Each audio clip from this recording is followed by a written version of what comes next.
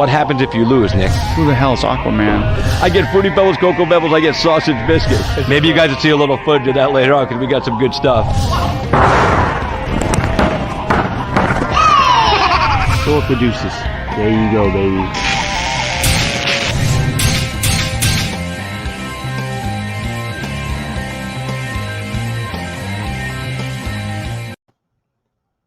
Hey, boys and girls, what's going on? It's KTR Christopher James. It is Tuesday night, and I am here with you and ready to have some fun. Real quick, those of you guys were asking, I had surgery yesterday. Wasn't fun. I don't really feel that great, and I have surgery tomorrow, but I wanted to get on the air tonight to try to, distract myself from all this bullshit that I got going on in my stomach and in my life right now. So I found two guys that I wanted to talk to. They're going to be fighting each other next week in Hollywood, Florida for PFL MMA Live. And I got to be honest, man, it's kind of crazy how this fight came together for both of them. And I'll tell you all about that in just a few minutes. But we're going to bring in our first guest right now, because we are running a little bit late today. But you know what? I don't work for anybody except myself, so I'll start when the fuck I want to start. If you don't like it, don't forget to follow us. Don't forget to follow me on my Facebook and check out our YouTube page, Christopher James, or KSR Christopher James. Also, shout out to Just Heart Apparel East Coast and Just Heart Apparel for helping us, do our show. Also, shout out to Liquid Death Mountain Water. It's my favorite show drink. It looks like a big can of beer, but it's just water. And I'm trying to get these guys to sponsor me. So Liquid Death, I tag you every time. Let's get on board and start the show. And then you can sponsor some of these fighters too, man, because fighters drink a lot of water. And wouldn't it be cool to see a guy fighting in the PFL cage drinking this shit after a fight after he wins? Well, it could happen. Anyway, we're going to bring in my first guest for you right now, boys and girls. Thanks for tuning in tonight. Happy to have you on board. He is joining us live from Las Vegas, Nevada. And he's a cool dude. His nickname is the Human Highlight Reel. And if you watched him fight, you understand why. So let's bring him in right now, boys and girls. Please welcome Brandon Jenkins, first time on the show. Brandon, what's up, homie? Hey, thanks for having me. Oh, well, thanks for being here, dude. And I'm glad I got you this week because I wanted to get you, and I was like looking at the time with my health and everything. I was like, I wasn't going to ask you next week because I don't like to bother fighters during fight week. But I was like, all right, I got like 10 days. I got a window. Let's hope we get them on. So first of all, how you doing today, brother? I'm doing awesome. I just finished up last sparring session and made it through the whole 11-week camp without any injuries or anything like that. That's a long fucking camp, dude. Yeah, so like you were saying, I was supposed to fight somebody else and about 3 different times, 3 different dates, and it just kept getting pushed back. It was 4 weeks, and then it was 7 weeks, and then it ended up being like 11 weeks altogether. So, yeah, long camp. And you screw it, though. You need to get yourself prepared, and as long as you didn't start weight cutting during those other camps, you're okay because, you train every day anyway, regardless if you have a fight. You're one of those guys that works in the gym all the time. That's what you do. It's part of life. So, surprising. I didn't know that you hang out with my boy, Sherrard Blackledge. That dude is the motherfucking man. I love him. Yeah, he is. He's funny, dude. I love having him. He's great energy. A lot of positive energy about that guy. Although I don't see as much of him now, on social media or anything, since he got him a girlfriend and shit. Now he's all cool and shit, got him an old lady. But I'm happy for him. He's a good dude and he deserves happiness. So, yeah. So, and we'll jump right in here. I don't want to keep you too long tonight. I know you've been busy doing stuff all day and you got more stuff to do. So, my understanding was originally you were going to fight Brock Weaver, UFC vet, Contender Series vet, Icon Fighting Federation, Bare Knuckle Fighting Championship. He's kind of done a lot of stuff. And he got sick. So they pulled him, and in comes Jacob Kilburn, who also trains down American Top Team, again, and he's fought in the UFC, at Icon or at Island Fights, a bunch of different places. I know both those guys real well. I've announced fights for them, different promotions they've worked at.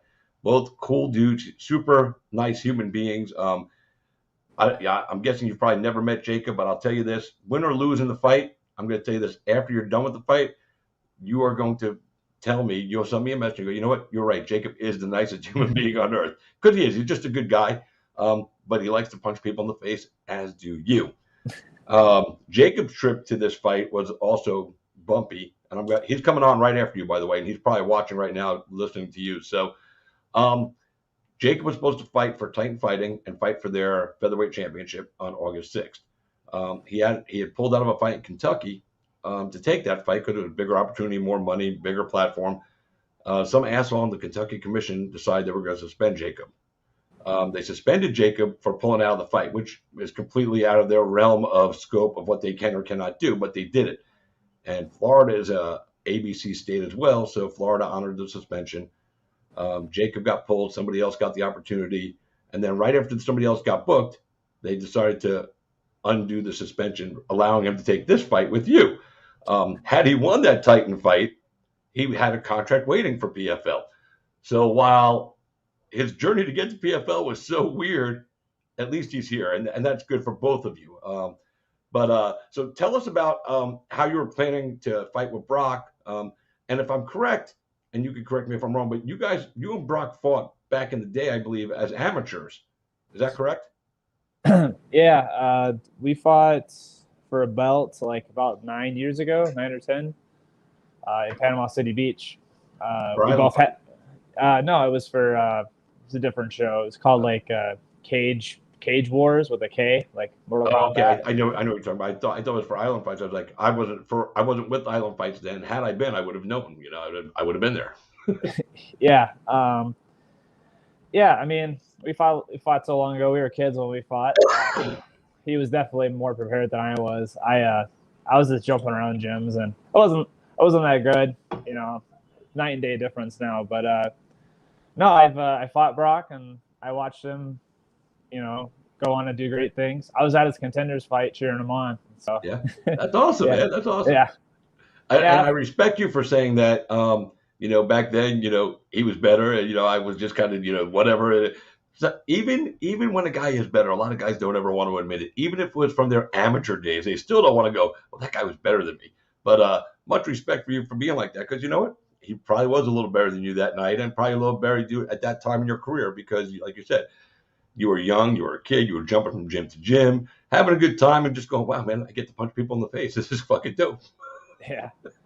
I don't think, I don't know, like a lot of MMA fighters, they got to be macho all the time, and they don't like, you know, showing their insecurities about certain things. But yeah, I mean, to be honest, I like helped matchmake the card, you know, like I helped out the show, and like I booked fights, I booked travel for people.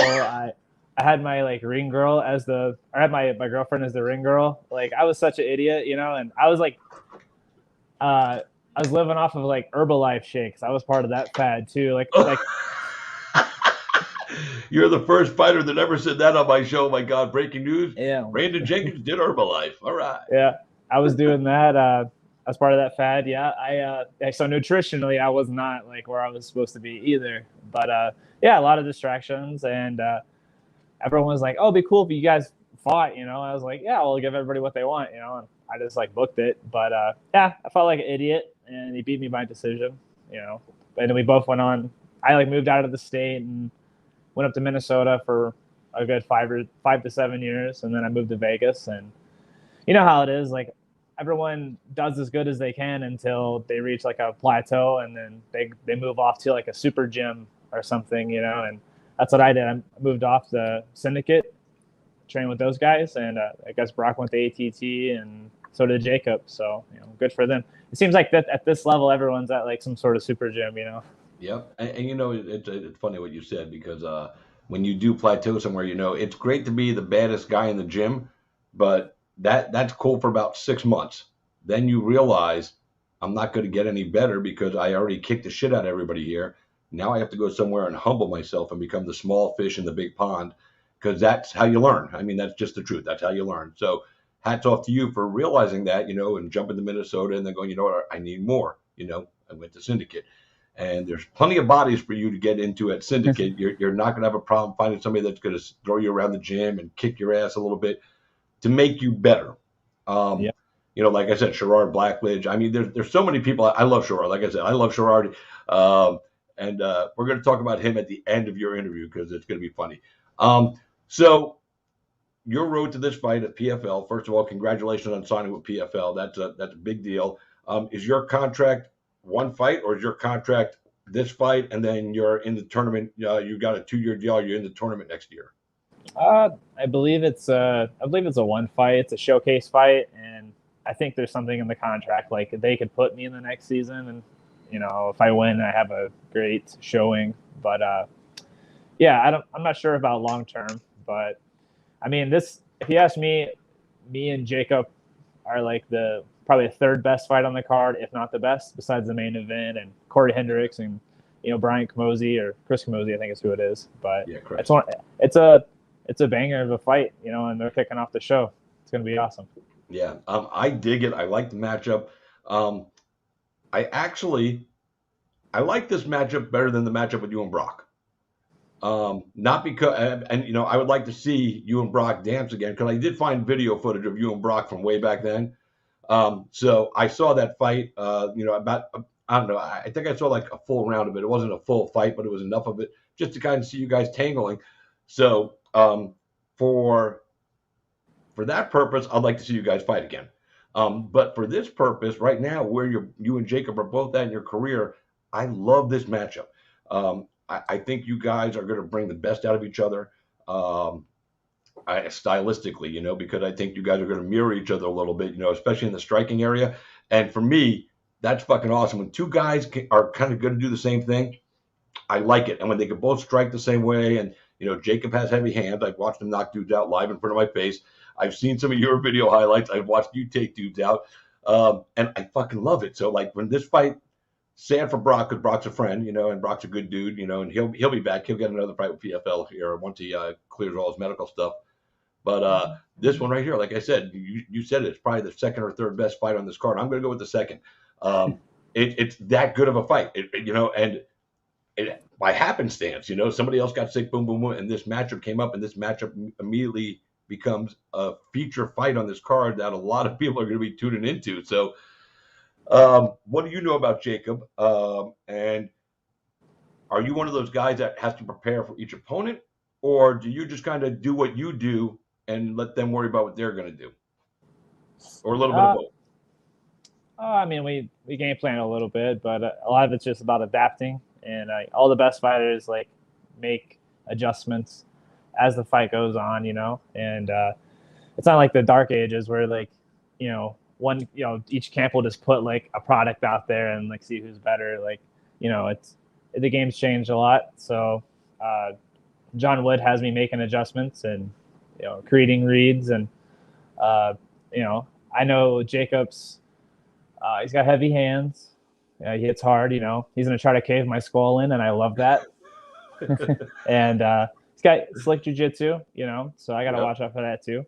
But yeah, like you said, I think we'll bring the best out of each other. I think I love you even more now as I'm sitting here talking to you. You're like, he's going to try to crush my skull. And I'm cool with that. Again, your attitude, again, for you guys watching, this is Brandon Jenkins, AKA the human highlight reel. Him and I have never spoke before. But, I've seen his fights, I've seen the kid come through and watch some of his fights. And sometimes I just get something off somebody when the first time on the show, and I talk to him and I'm like going, this guy's a cool cat, man. Now it's like, and like I said, I have a history with Jacob. So obviously, I never want to see somebody I have history with lose. But now I've talked to you for 10 minutes. Now I don't want to see you lose either. It's because I love your attitude. I love your approach to the fight game, more so than the fight game itself. You know what I mean? I've immediately just grown respect for you because of the way you handle business. So now I hope you guys have a draw and you both get like a fight of the night bonus. That's my thing. That way you'll both get to come back, and then the next one I'll just go like this. But seriously, like I said, Jacob's got heavy hands, but you've got some heavy fucking hands too, dude. I've watched you fucking pop people and their head just goes, blah, blah, blah, you really, I think the thing I like about you is that you are always searching for the finish in your fights. You are not there to point fight, of your, and this is weird too. Tapology has you listed at 14-7 and Sure Dog has you listed at 13-6. Which one is right?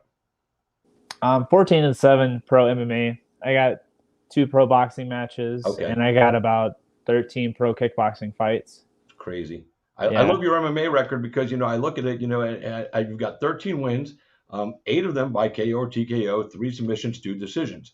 When I look up fighters that I don't know, and I see those numbers, I say to myself, you know what? This guy is the guy you want. If I'm a promoter, I'm booking you because you're going to come in and you're going to put on a fight. You want to win any way possible. I get that. Win, submission, knockout, or, you know, decision if it must go that way. But you hunt the finish. And you're a predator in there. Like I said, I've watched some of your fights too, and I just love the way you work. I love how you approach it, you know. And I've watched, you know, I've been doing this a long time, so I can see when you're adjusting on the fly. And it's good, you know. Like I said, I'm fucking excited about.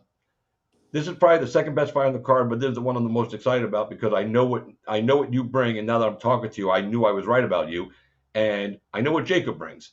So this is going to be dope, dude. So now that we've talked about you and Jacob and Brock, what did you do? Like when are you managed by one of the big companies, Iridium or First Round? Who are you managed by? Lance Spouty. He's Lance at Iridium. Yeah. Yeah. Lance is a good motherfucker. I think he's roommates with Sherrard, right? Or they were. No, Sherrod's got his own place, but he does have fighters living with him. He takes care of everybody. Maybe Sherrard lived with them at one point, I thought. But you got a great management team there with Iridium and you know, and Lance. I love Lance. Lance is a cool dude. You and Lance look a little similar to me now. Are you guys brothers? Is there something we don't know? I consider him a brother. I mean, a couple of fights ago, I blew my ACL out, and he picked me up from the hospital and like let me sleep on his couch a couple of days until I was able to leave. And then I had another ACL surgery because that one was bad. And then we did the same thing twice. So he like picked me up from from the hospital and drove me back to his place. And then I started working hard, and, you know, through the pandemic, I had to do my own PT. Everything was closed. So I did everything at the park, and kind of Tony Ferguson style where he just did it himself.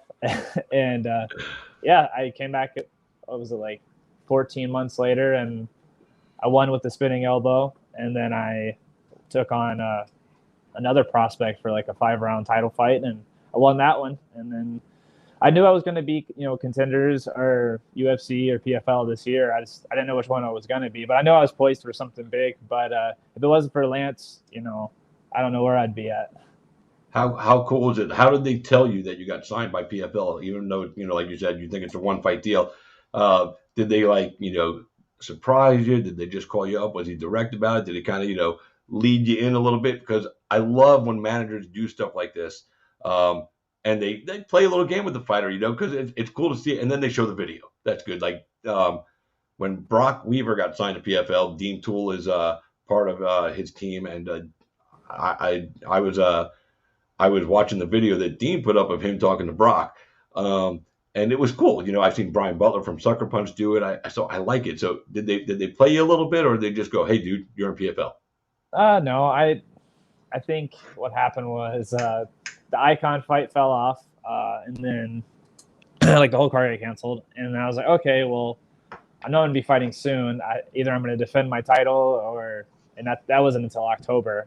But either way, I was going to get something. I was trying to stay skinny and not go off the rails too much because I was already like able to make weight within 2 days. And and he just called me up. He's like, so weird turn of events. Do you want to fight Brock on PFL? I was like, yeah, of course. But I mean, it's like the third time the fight didn't happen. So I was like, okay. And then when he got sick, I was like, oh, Jesus. And then I knew they were going to give me Kilburn because I think they offered me Kilburn before, and I said yes. But I think it was for a different show or something. But right. Yeah. So, well, that's cool that they were just kind of straight up with you, you know. I guess after all the stuff you're going through, just get it out there. So this fight with Brock, who, you know, was booked on Icon originally, now it's booked here, and then this happened and that happened over there. It was Game Bread, then Game Icon, Bread, then right. PFL, and then yeah. Were you supposed to fight him on the first Game Bread show? Yeah, I guess there was a miscommunication with the management. I guess they wanted a bare knuckle, and then I wanted regular. I didn't when they released the poster, I was like, bare knuckle. I didn't sign up for that. I got little girl hands. Like, I would break my hand. Like, I'm not in that point in my career yet. You know, like I'll do that a little when I'm done trying to go as far as I can go in MMA. You know, I'll do it eventually for sure. Like, I want to do all those sports, but yeah, I was like, dude, I'd break my hands so quick doing girl hands. You know, He says, I got little girl hands, dude. Well, one day, dude, we're going to have to hang out together. I'm going to buy you a milkshake just because you're fucking awesome, dude. I love it. Do you remember the Burger King commercials? Like, could you hold my Whopper? You know?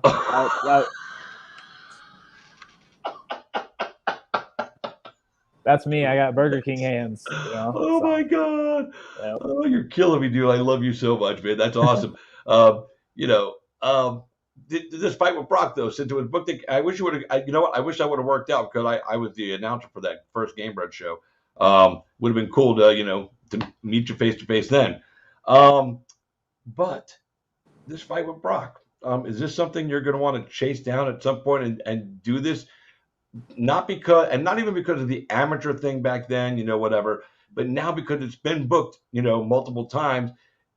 It's like, all right, we got to have this fight. Forget the amateur shit, whoever won that's amateur shit. But is this something you definitely want to make sure that you get this fight with him in your pro career? I mean, I'm sure it'll happen like next year in the PFL regular season, or that'd be cool if we get booked the regular season or something like that, or playoffs. That'd be cool, I'm digging it. But is it something you said something cool? But do you want it? I mean, is it something like? And I don't want to say it's going to make or break you because I know it's not. But is it just something you go? You know what? I want this fight now. I don't care what cage, whose fucking letters are on the fucking wall. I just want to fight Brock. Yeah, I'd love to fight him. I like his style. I've always been, even though I fought him, I'm a fan too. I still watch fights. Like, I still get excited about fights. You're not a hater. Oh no, for sure not. What do you think of people having to talk shit to each other all the time? That's not your game. I like it. I like the hype. I like the build up. I like the big fights.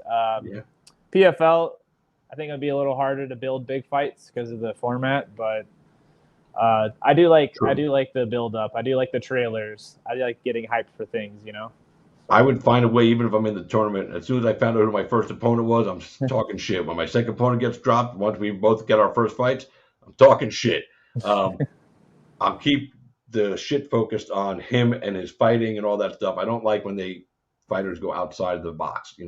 Let's keep it focused on the fighter. Don't talk about the wives or the religion or the girlfriend or the babies. You know what?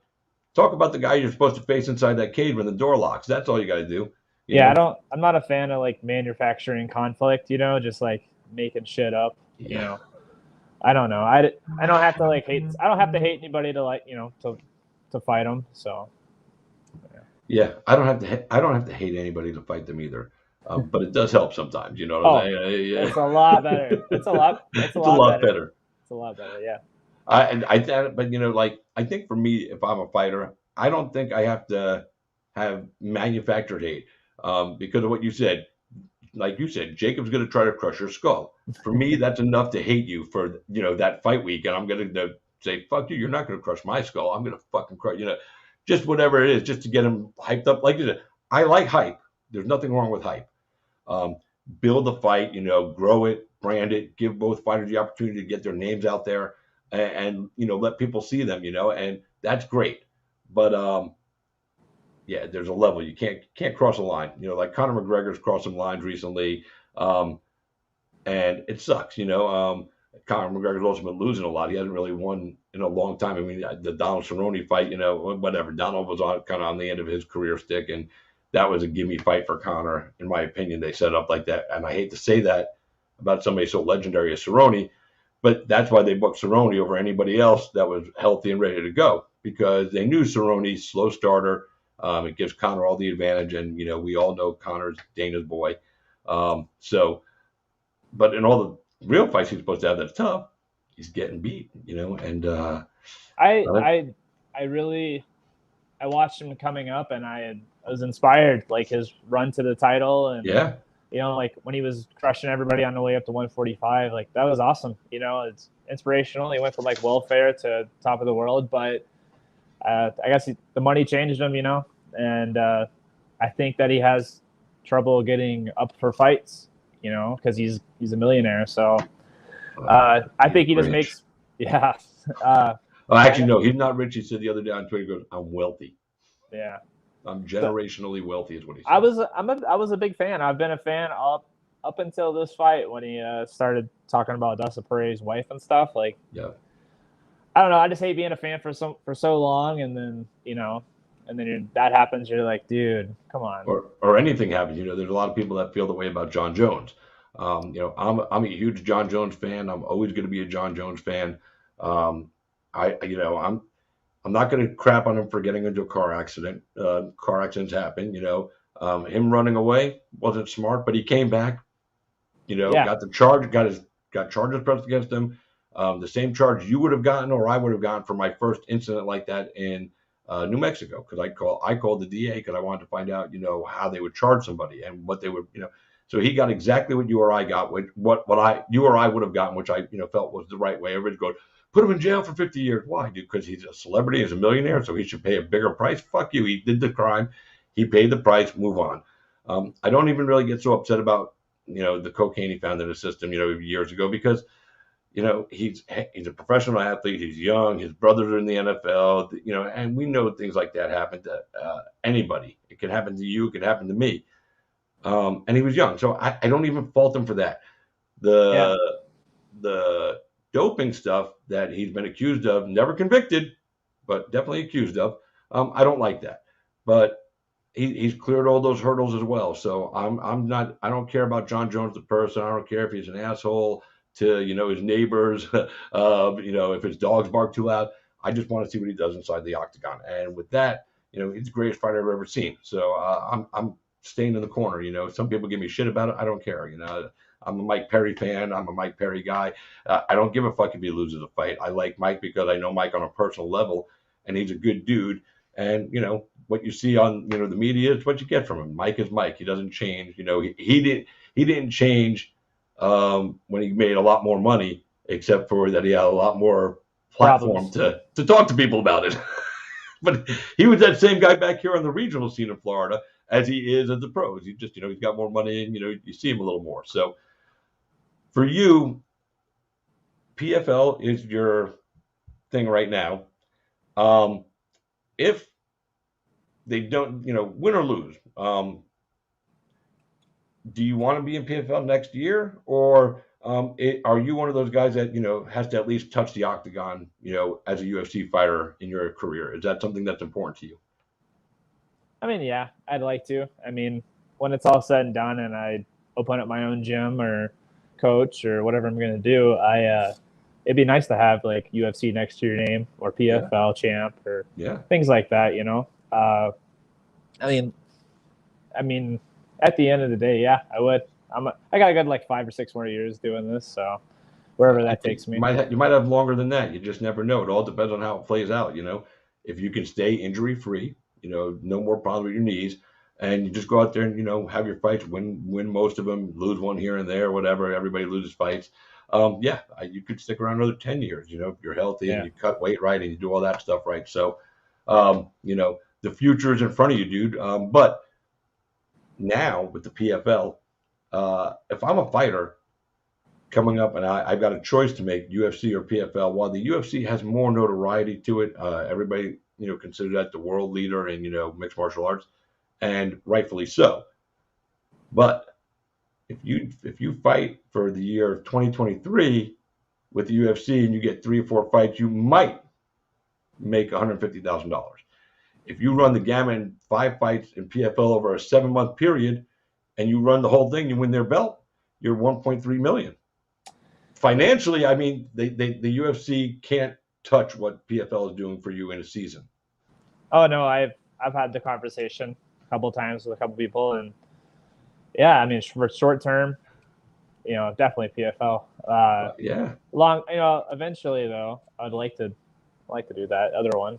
Yeah, no, I get it. You know, listen, you could say the UFC. I mean, you know, there's no shame in saying I don't know one fighter that's ever come up in their career that I've watched coming from the amateurs all the way to the pros going, I can't wait to fight for Bellator.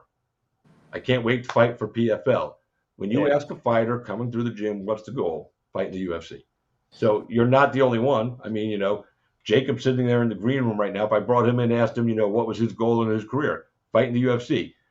Luckily for him, he did get there, and he's at PFL right now. But, if the opportunity comes and he's a free agent, he'll go back. I mean, you would go for the first time. There's a lot of guys that want to go back, because they feel they have to prove something. So I got a question from the crowd here. Forrest Daniels, he wants to know what's your favorite strike to throw and what's your favorite submission to try to sink in on somebody? I got a couple flying knee knockouts, a couple head kick knockouts. Not sure. I think probably a knee to the head. It just makes such a great sound. It's like that coconut sound. Yep. I love that. Or like like when they're grinding on you against the cage and yep. Like you turn your hips to the left and you're just elbowing, digging on their head. That's a great feeling too.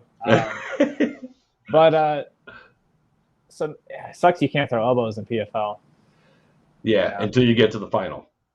You can? In the final, you can. Oh, okay. Okay, that's cool. I mean, I think we should be able. Me and Jacob should be able to also, since we're not. That's the thing. I don't know because you guys are not in the tournament. So that was my question. Maybe Jacob, when he comes on, maybe he'll have an answer because maybe he asked. But that was my question too. Since you guys are fighting outside of the tournament as a showcase fight, do you guys get to throw elbows? So let me ask you this: do you care if I bring Jacob on with you? If you want to. All right, Jacob, come on in, buddy. Jacob Kilburn, meet Brandon Jenkins.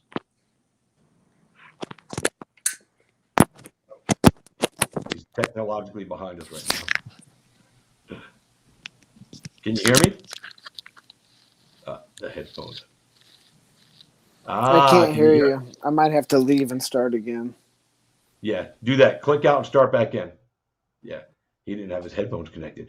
But I was looking, he's got those cauliflower ears fucking. The headphones don't want to go. He needs to get over the ear headphones like mine. So while we're waiting for him to come in, because I want to ask him about the elbows thing, with you guys together. And then, but while we're waiting for him to come back in, there is something I'm going to ask you to do that I ask every fighter or guest on my show to do the very first time on my show. Jacob has done it. Sherrod has done it. I always ask my first time guests to do something that'll make them feel maybe a little uncomfortable. Sometimes they feel uncomfortable. Sometimes they don't. Are you ready? First time guest on the show, I asked him to sing for me. I don't care what. Listen, I don't care what you sing, and I don't need you to sing a whole song. Look at me. 15-second max is all you need to do. And it's funny, dude. And nobody said no. This is episode 301, and nobody said no, so you can't be the first. And just so you know, Jacob had to do it too. Here's Jacob back. Jacob, can you hear us? Hey, what's up, guys? All right. So, and Jacob will tell you I made him sing on the show. Everybody has to sing on the show. So give me 15 seconds of anything. I'll give a fuck. I got to think about it. I don't really sing at all. Nobody sings. No. What's your walkout song? No, do like a commercial jingle, like the best commercial song or something. Yeah, do a Burger King jingle since you got small hands like Burger King. Or the Folgers coffee. The best part of waking home. It's Folgers in it. Oh man, I'm terrible at this. You could have picked anything else. I'm not a singer at all. Is there anybody in your family or a friend that just had a birthday? No. Well, you know what? Just sing happy birthday to anybody that's out there. That's an easy one. Everybody can do that. Oh, it's Sherrod's birthday, actually. That's right. It was Sherrod's birthday. So sing happy birthday to Sherrod. Happy birthday, Sherrod. Happy birthday to you. Happy birthday to you. I don't know. I don't know how to sing happy birthday. Happy birthday, dear Sherrod. Happy birthday. Happy birthday to you. Yeah. And it's funny. Sherrod came on here and beatboxed. Like a motherfucker, too. Of course he did. I was like, fuck fighting, dude. Become a beatboxer. All right, so Brandon, meet Jacob. Jacob, meet Brandon. What's up, guys? I'm trying to figure out the headphones. Well, you can hear us, right? Yeah, no, they're just tangled. Yeah, I can hear you fine. As long as you can hear us, I don't care if they're tangled. So we were talking about the fight, and Brandon brought up an interesting point about not being able to throw elbows at PFL. And I said, well, when you get to the finals, you can. But since you guys are a showcase fight, are you guys going to be able to throw elbows? Do you know the answer? I asked Dean. He said, yeah, it would just be like a normal fight, so it would be okay. That's awesome. It's only the tournament because like they're making the guys fight for a couple of weeks and they're trying to make guys not have stitches. So no, I think we can. I think it's fine. No, I mean, and I understand that for the tournament, but for you guys, since it's a showcase fight, it's nothing to do with the tournament. Unless they tell you whoever wins could be an alternate for somebody. But other than that, I think they should let you throw elbows. I know Brandon likes to throw them. I know Jacob's got some elbows in his repertoire. So, Brandon, is there anything you want to say to Jacob for jumping in and taking this fight? And I know you're not going to be a dick because we already talked about it. Nobody, you don't like to be the dick guy. And neither does Jacob. Jacob does not talk smack to anybody. No. In fact, Jacob don't even curse. No. No, thanks for taking the fight. Yeah, same to you, man. It definitely does something for both of our careers. Definitely pushed both of us forward. So thank you. Yeah, big shout out to you too. I had a bunch of fights canceled lately, so you saved my finances. Yeah, I told him about your situation, how you took a fight in Kentucky and then you moved on to Titan and then Kentucky suspended you and screwed you over. I'm telling him the story. I can see in his face like, man, that sucks. Tyranny. Yeah, my last fight, I was supposed to fight for the title. I took out like the number one contender, and then I went to fight the champ, but the champ hadn't fought in like almost 2 years, and like 3 weeks out or 2 weeks out, I think he hurt his rib or something, and they stripped him, and they said you're still fighting. So then I went through 5 guys, and like every day someone would say yes, and then the next day they would call back and say no, and like it was literally, it happened like that every day. It was terrible, and finally I ended up fighting this kid from Jackson Wink, and he had like a funky style, and like tried to stomp my kneecaps and stuff, but yeah. I appreciate it. I know how it feels to have things switch up on you. So thank you. Yeah, man. We've all been there. That's pro fighting. There's a bunch of posers. Yeah, pro fighting posers. That's it right there. Let me ask both of you guys a question before I let Brandon go here, and then we'll just have a conversation with Jacob. I put up a post today, talking about, calf kicks are all the rage. Everybody's throwing calf kicks, and they've become a very deadly weapon in the fight game. What do you guys think of calf punches? That was my teammate that did that in the PFL. I know. Mike Lombardo. I know. I saw it. That was fun. Like, why isn't anybody else doing that shit? I mean, there's a certain. Yeah, I watched that one. I laughed. How often are you going to be in a position to punch a guy in the calf? Only like when he's sitting guard with his feet up, like Right, but it happens. It happens. The guy's laying on his back trying to pull you down into his guard, grab his fucking ankle, and start boom, boom. I mean, how did none of us ever see that before? Yeah, I'm sure it's more effective when the guy's legs are already compressed. But yeah, me and Brandon will do some calf punches for you. Thanks, man. Just like at the first, you lay down, take one. He lays down, take one. And then whatever, fucking. Then you go on to the regular fight plan. Right. No, but I thought about it was something, fun. I don't know what happened to him. I don't know if his phone died. Brandon, if your phone died and you want to come back in and continue chatting, feel free. If not, thank you for being here tonight, man. I appreciate it. Good luck to you. Like I said, when I brought you on the show, I told you, I know Jacob, and I never like to see Jacob lose. But now after talking with Brandon, he's such a nice guy. I was like, I don't want to see either of you lose. So I just want to see you guys fight to a draw. Both of you get paid and then rebook it and do it again and get fight night bonus and shit like that. Yeah. He's such a nice guy. Like fucking, and his attitude is right, Jacob. It's funny when I meet some of these guys for the first time and I don't know what to expect. Right. And they turn out to be so smart and understanding. And he's been in the fight game for a little while, but he gets it. He understood that he had it like you. You had to leave from Tennessee to make yourself better, go down and become the small fish in the big pond, where before you were the big fish in the small pond. Yeah. And he did that. He went to Minnesota, and then he ended up moving to Vegas. Now he's out at Syndicate, a big name school with a lot of bodies where he is not the top dog. And that's how you learn, and that's what you learn. You guys and he didn't say any bad words, I didn't think, on the show either. So maybe you guys are like the same dude, just from different parts of the country. I don't know. There you go. So first of all, let me officially, guys, welcome Jacob Kilburn to the show. The killer is in the house. Lots to unpack with him. Oh, look at Flex. Oh, where's it at? Oh, that's 155 right there. damn, I need to work out. Fuck. I like this lightweight stuff, man. I don't have to lose any weight. Yeah, no, that's good shit right there. It's great for you, because you're not going to be depleted. That's why I tell everybody Frankie Edgar is the greatest lightweight champion ever because he Right. fought at 155, he walked at 155. Yeah. So let's I don't want to stay too deep on the negative of that situation in Kentucky, but this is the first time we've had a chance to have you on the air. So Right. I'm going to give everybody the scenario real quick, and Jacob will answer, his thoughts on it real quick, and then we're going to move on to the positive of his fight with the PFL. Lost opportunities are lost opportunities. Everybody has them in life, but things happen for a reason. So Jacob is going to fight in Kentucky for B2. Fight, good fight. He wanted to do it, but then an opportunity came across the table to fight for Titan on UFC Fight Pass for a lot more money and a title. Jacob wanted to take that fight. He talked to the promoter. Something in the contract, you have to pay $500 a pullout fee, which I think is absolute bullshit. However, we'll address that another day. But Jacob paid the fee, found a replacement for himself on the card. So they didn't lose a fight. Maybe they lost to having a UFC veteran on the fight.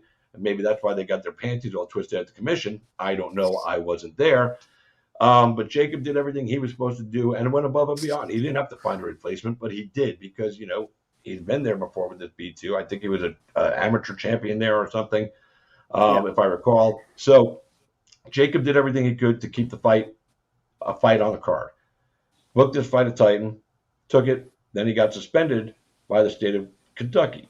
Now, state of Kentucky and state of Florida are both ABC commissions, which means they honor suspensions from each other.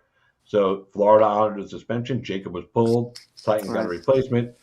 Jacob sent a letter to the state of Kentucky, their commission, very well worded. Matter of fact, I went off and I read it to you guys on the air a few weeks back. And then all of a sudden they lifted the suspension. They admitted that they shouldn't have suspended him, but that didn't replace the title fight he lost and the money he lost. The title fight, the money, the opportunity to fight on Fight Pass. And Jacob also, had he won that fight, was going to be offered a contract with PFL. So the fact that he went through all that shit and, then he had to leave town. He went uptown. He went back to Tennessee to visit with family and friends, because the fight game was making him feel dirty and grimy and he wasn't happy. And then the Lord works in mysterious ways and Jacob is a man of God. And it's not letting you join, Brandon. That's weird. Maybe restart your phone and then come back in if you can, man. Would love to actually give you a proper send-off on your way out, get your social media out there and everything.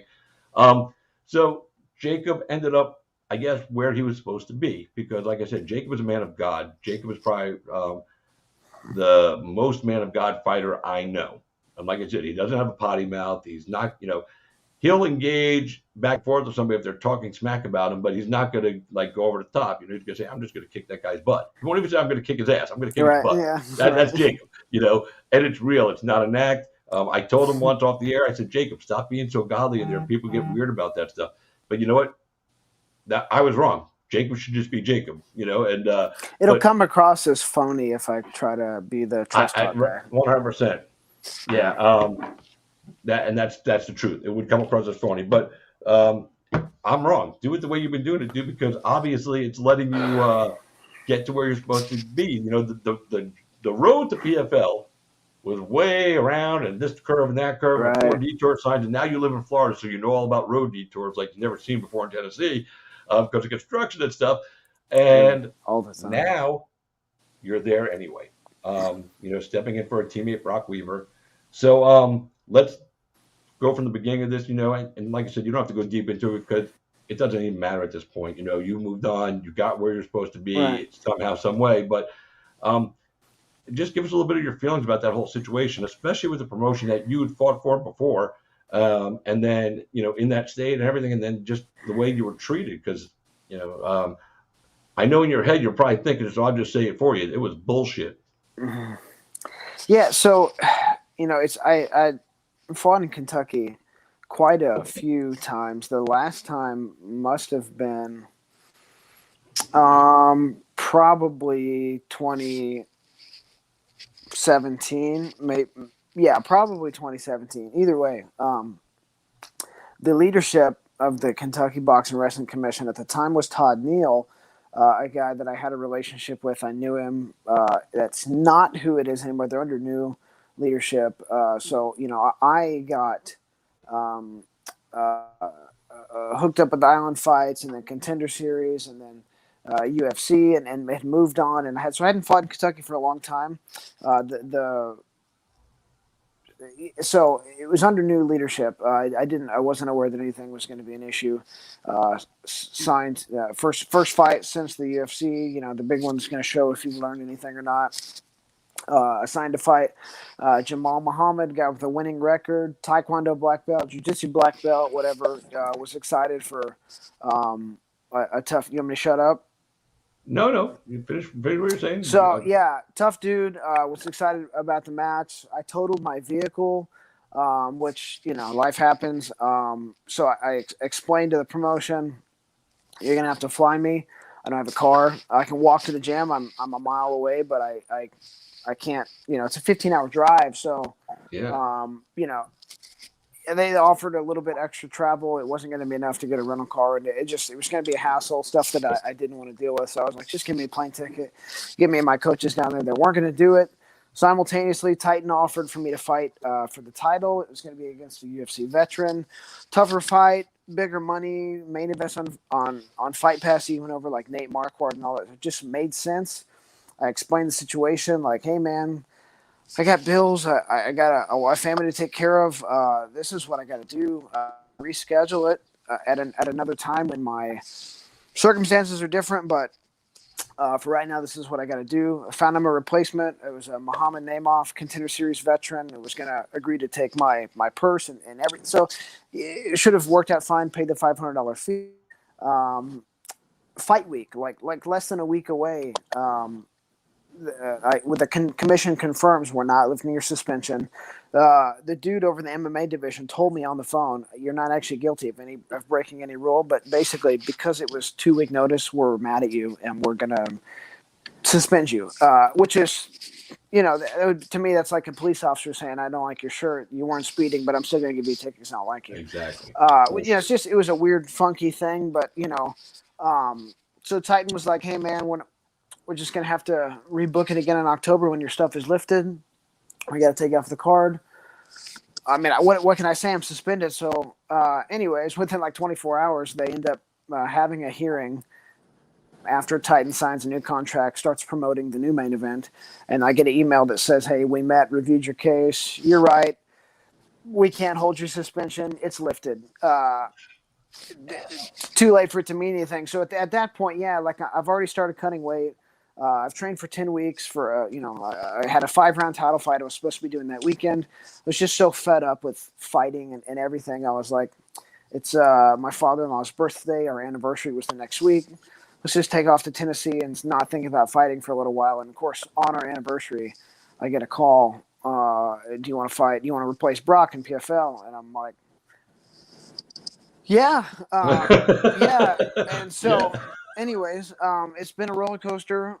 Frustrated with the Kentucky Commission for sure. I would advise anybody, if you have options, stay away from that state. I get sometimes like you got to do what you got to do, but if you can fight in any other state, do it because they're childish. Yeah, like rules don't even mean anything there apparently. So I've obviously bad experience with them, but positivity from here on out. Got an opportunity, good tough fight on a barrel. So everything worked out, man. Yeah. It's God's always got a plan, and I sometimes forget that. I don't know how many times something like this has to happen for me to forget that like everything's gonna work out. It's okay. So anyways, yeah. Couldn't be happier, right? I mean, you're here. You're where you were trying to get to in the first place. So the Lord put you where you're supposed to be. I was telling Brandon when he was on, this matchup, he even said, he goes, this is probably the second or third best fight on the card. And I said, it's probably the second best fight on the card. I mean, honestly, right. When you look up and down the card, and it's the one I'm most excited about because I know what you both do. Jacob, as you know, obviously, Jacob, I've been there. I've watched you, up close, personal, face to face. So I've seen you, and I've gone and watched Brandon's videos, and he brings it. He's a guy that's like you. He's not looking to point, fight, and dance to a decision. He wants to, he goes, Jacob's going to want to crush my skull, I mean, and he's going to want to crush yours back, Nah, man, lay and pray. You got two lay and pray fighters. Don't tune into this. I don't know why they're opening the card with our fight, because it's going to be no throw a punch, man. It's going to be the most boring thing. No, it's I think for the first time in my life, Jacob just told a little white lie. It's a joke. It's a joke. Oh, it's a joke. Okay, good. Yeah, no, that's hysterical. So Jacob, before we get back to you, I wanted to officially, say thank you to Brandon. I really appreciate you being here, man. Your road to get here was, bumpy as well. So the fact that you had the determination and the grit to stay true to it, because this is what you do. All the respect to you in the world. You got your syndicate shirt on. When you go to the gym tomorrow, or if you go tonight, whatever it is, try to get it like Sherrard in a little headlock and like give him a noogie for me. Give him next time you see him in the gym, because he's not watching right now, and I thought he was going to watch. This dude tried to make me sing. Huh? Someone say this guy, baby, he tried to make me sing. He'll tell you he beatboxed on the show, dude. But he had no shame in it too. I was like, all right, sure, you guys think? He goes, no, can I beatbox? I'm like, yeah, and I figured it was gonna be some dumb shit, and all of a sudden he's like, and he can do it, and fucking, I was like, he's ultra talented, yeah, for sure. He actually was supposed to do a theme song for my show all through beatbox, and he hasn't showed up yet. So next time I see him, I'm gonna give him a wedgie, Atomic style. So you got your social media if you want to give that out there, Mr. Jenkins, and if you want to shout out coaches, teams, sponsors, everybody right now, this is the opportunity for you. And then we'll let you get out of here. Feel free to stay watching and see what Jacob says. What the fuck did I do with my thumb? If you want to find me on Instagram, it's bjinks, JENKS 155, bjinks 155, and then Facebook's just Brandon Jenkins. Sponsors are Jet Alert. They're like the #1 selling caffeine pill in America since like 1980 something. Wow. And then, they're like in Walmarts and gas stations and stuff. It's crazy. And then Sheath underwear. I'm an underwear model now, I guess. So they're sending me some nice undies to wear while I'm there in Fort Lauderdale for like 4 days or 5 days, however long the bubble is. But yeah, not excited about the bubble. Oh my gosh! I got my Sheath underwear from when I went to the Game Bread fight. Do you know what these are, Brandon? Do you know about these underwear? Ultimate. What did it say? Ultimate package delivery. Wait, ultimate package support. So if you've never seen them, this is the underwear. You see this? This is the sack for your nuts, and this is where Mr. Weenie hangs out. He's got his own private condominium inside your drawers. Now, I'm going to tell you, when Sheath, because they sponsored the first Game Bread card, and I know Jacob's laughing going, I can't believe this show went so sorry with underwear, but he brought it up, dude. All the fighters that wore this to weigh in got, and then put up a picture and tweeted it out, or on Instagram, whatever, got a bonus from Sheath. And I said, I need a pair of these. And I tried these on, and I thought it was going to be like really weird. And for about the first 30 seconds, it's weird because, your boys are separated down there. They're not used to being in their own fucking room, and all of a sudden I was like, about 30 seconds, I was like, this is what freedom feels like. This is freedom. So I have a pair. I highly recommend them. And I'm glad they're sponsoring you, dude. Fucking, you're going to try those on. You're going to go, that shit is fire. Jacob, we have to get you some of those too, dude. I'm telling you, Jacob, I know it's funny. And you're going, I can't believe we're talking about underwear, but these things are dope. And I get nothing for that. I'm just telling you as a user. Hey, if you wear a size 32, I'll bring you one of mine. Jacob, what size are you? Wait. No, yeah, that works. That's my waist size. So. Oh, really? Nice. I preferably a used pair. So a new pair. That's so funny. I won't pull a Nerds. What happened to that movie? They like put Icy Hot and all the jocks roll. Yeah, but Revenge of the Nerds. That should be a crime. That's fucked up. Should be, but, a fraternity prank. They had to do it. It's hilarious. You should go watch it. Oh my god. Yeah, so Jacob, if he does bring you a pair, check him for any powder or any washing fluids. If it feels like there's a Vaseline down there, it's probably like What's that? jock burn. So don't do it. Mental warfare. Right? Hey, it's funny, dude, because I told Brandon before you came on, and I don't know if you were watching. I told Brandon, I said Jacob's like the nicest guy. Like, even though you guys got to fight and everything, I said after the fight's over, you're gonna hit me a message and go, Jacob really is the nicest dude I've ever met. He's humble. He's just there to do a job. It's never personal. He just wants to go out there and fight and do it. And Brandon's the same way. So it's like you guys are a real. There's so many things about you, each of you that mirror each other, which I find fascinating, including some of the fight styles. So I think you guys are going to bring out the best in each other. Good looks. And I can't wait to watch this fight. So Brandon, again, thank you, and thanks for giving us all your sponsors information and shouting them out, and telling everybody how to follow you. Looking forward to seeing you go, and safe travels to the East Coast. Yeah. And anything you want to say before you go? Oh, just thanks for having me. I appreciate it. Oh, and dude, you're officially on my permanent guest list. I'm going to bring you on multiple times, dude, if you're down with it. And like I said, don't forget Sherrard, headlock, noogie. Next time you're in the gym, before you leave for Jersey or for Florida. So we'll see you soon, man. Safe travels, and we'll see you when you get down here to Florida, bro. All right, thank you. Peace. All right, so that is Brandon. I like Jacob. Like I said, he's just a cool cat. He's a nice guy. I hate when nice guys fight each other. Well, we won't be nice in there, but no, but you know what I'm saying. Yeah. Guys that do this right, and it's a refreshing change of atmosphere.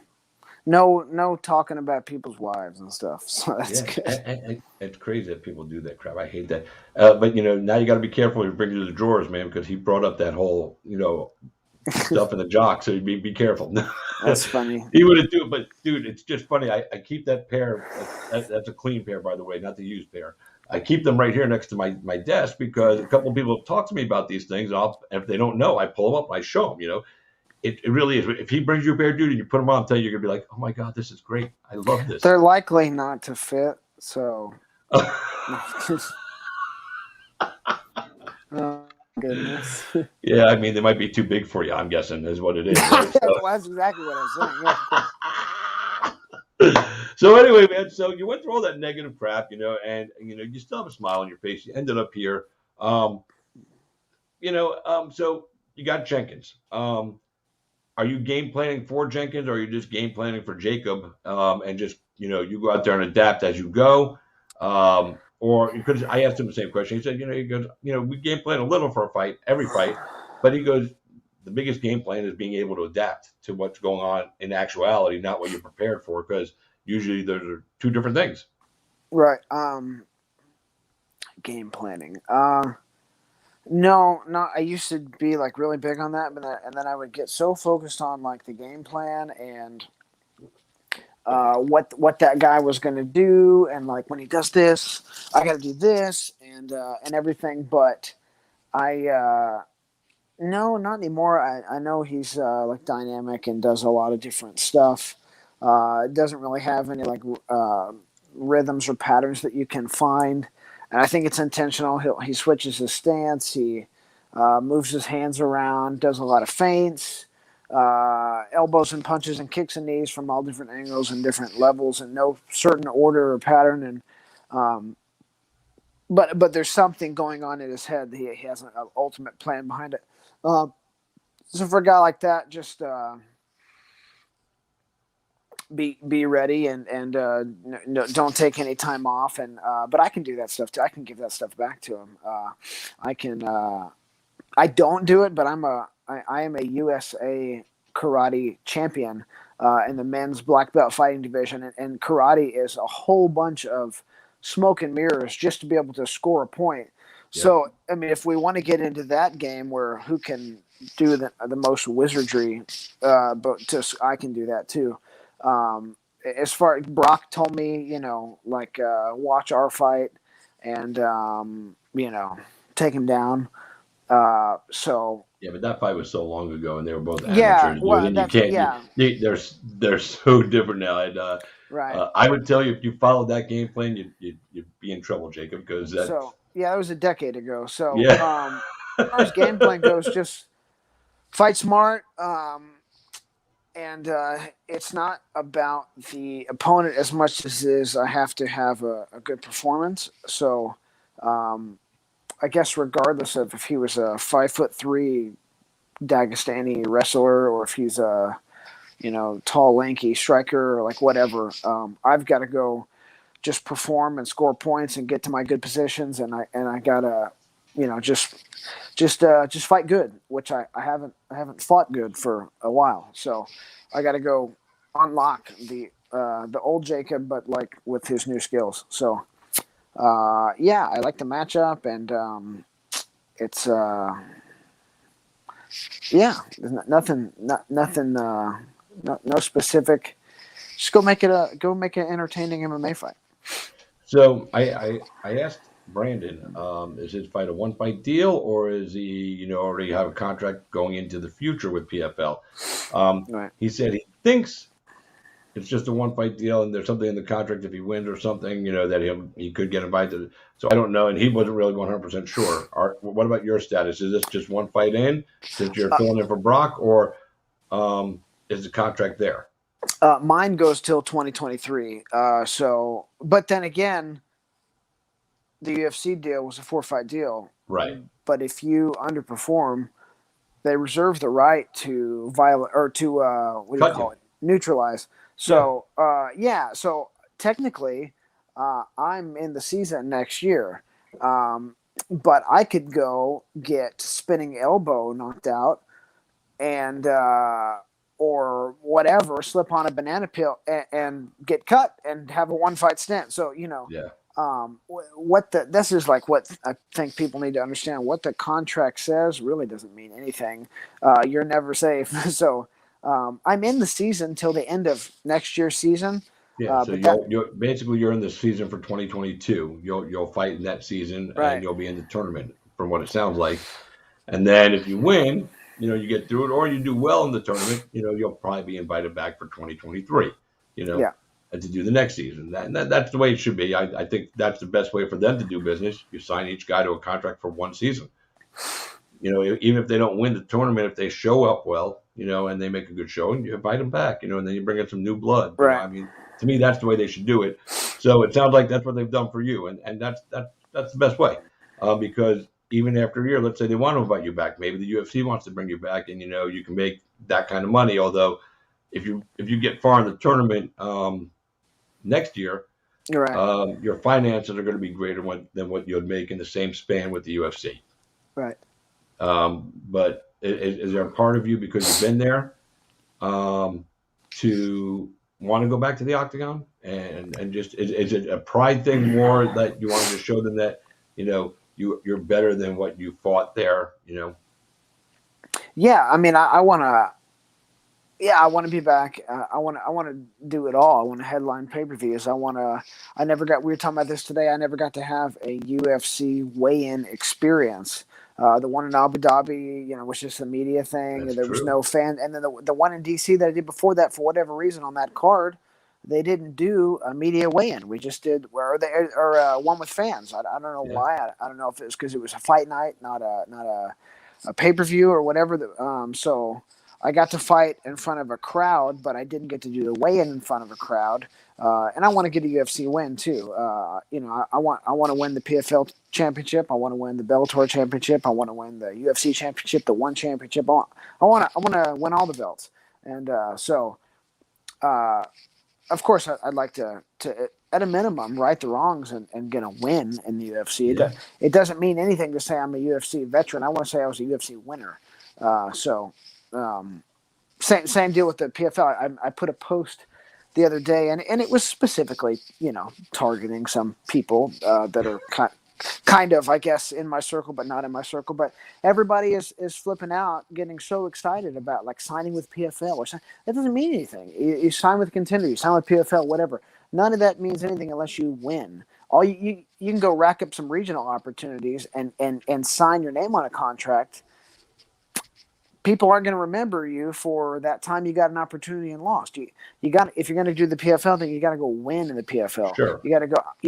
I don't think it means nothing. I mean, the PFL, based on their payouts, has become one of the big time destinations, and they're signing more and more named fighters that we know from other organizations are coming over, and they're also grooming some of their own guys to come through. And I understand from your point of view that it doesn't mean anything unless you win and you get you make your mark there. Right. But it does mean something, because it just means that the hard work that you're doing to get the opportunity to show your work and your skill is paying off. So, but I know what you're saying. But so when your friends and your fans out there in your circle get excited, just say thank you, because they're excited for you. I mean, whether they don't care, those are the people that don't care if you win or lose, Jacob. Right. I don't care if you win or lose fights. I love you to death, you and your girl and your family. I mean, you're good people. You're human beings. You're the people that I'm proud to know. If you lose the next 10 fights in your career, guess what? I still think of you the same way. So for me, you getting this deal is a big thing. For your friends and your family, it's a big thing. So, don't negate it too much for them. Let them enjoy the moment for you, since you're so hard on yourself and you're not going to enjoy it until you win. It's like people getting excited about the engagement. Like, she said yes, and then somewhere along the way they drift apart and they never actually make it to wedding day, or they get married but they never make it to an anniversary because they get a quick divorce or whatever. Like, there are my times. Friend, he got married 8 days later. He got divorced. See, that's what, like, there's that to me, that's the same thing as like bragging about signing a contract or bragging about being a veteran of those one of those things. Like, you'll never hear me brag about being a UFC veteran, because in my mind, as brutal as it sounds, I was a UFC loser. I have to, that's the mindset I have to have of going into this, is I don't ever want to lose a fight again.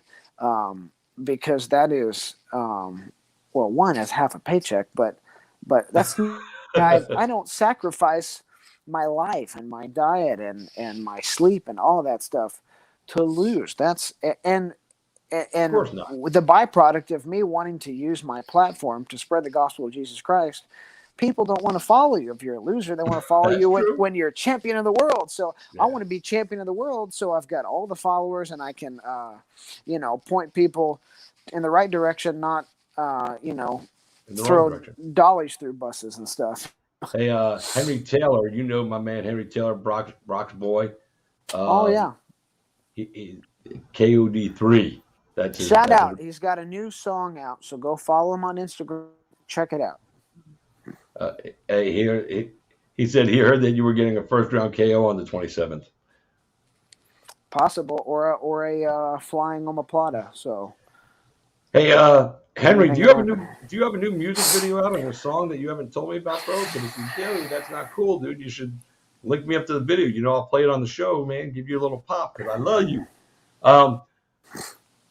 It's crazy, Jacob, your journey. And it just since I met you, from Island Fights to this, to that, to Contender, to UFC, to back on the regionals, to PFL now, and you've had some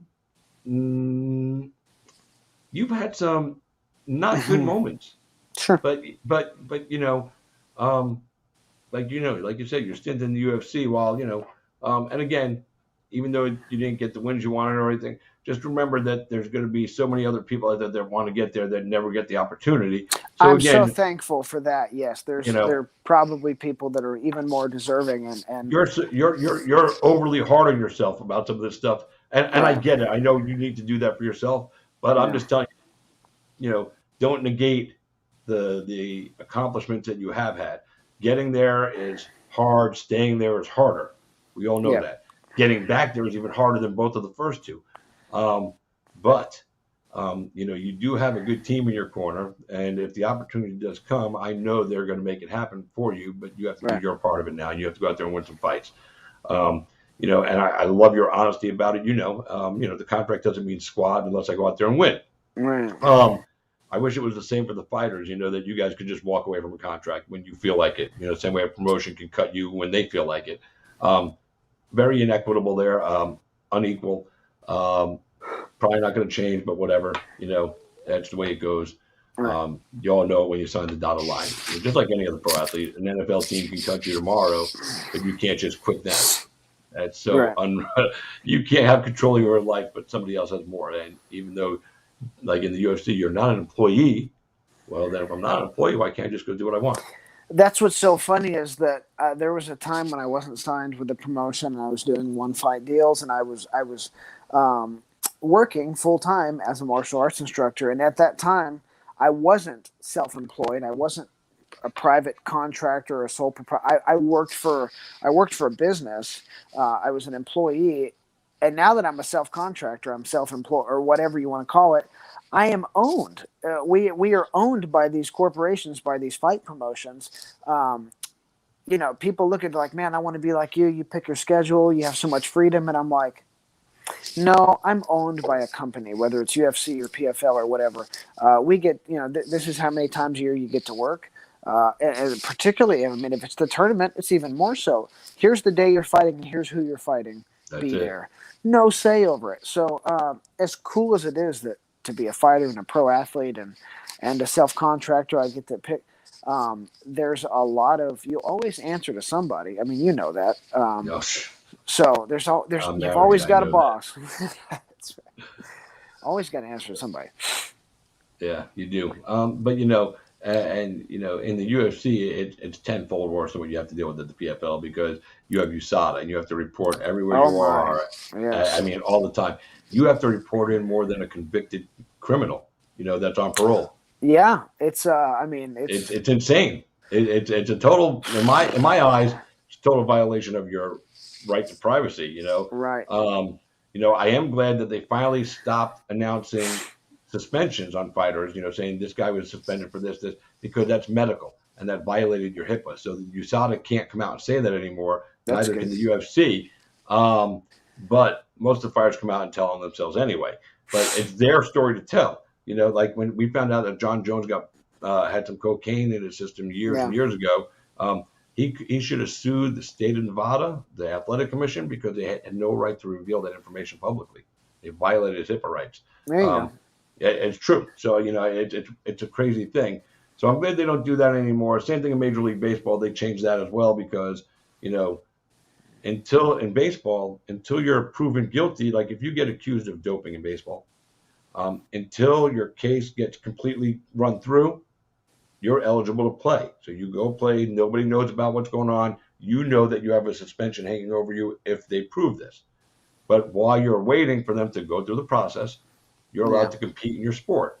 In the UFC, as soon as USADA says, "Oh, we got to check this out," you're pulled. You're not fighting until they tell us that it's clear. Right. Even if you had a fight scheduled next week and it's going to take them 3 months to figure out whatever they're doing, you just lost your income.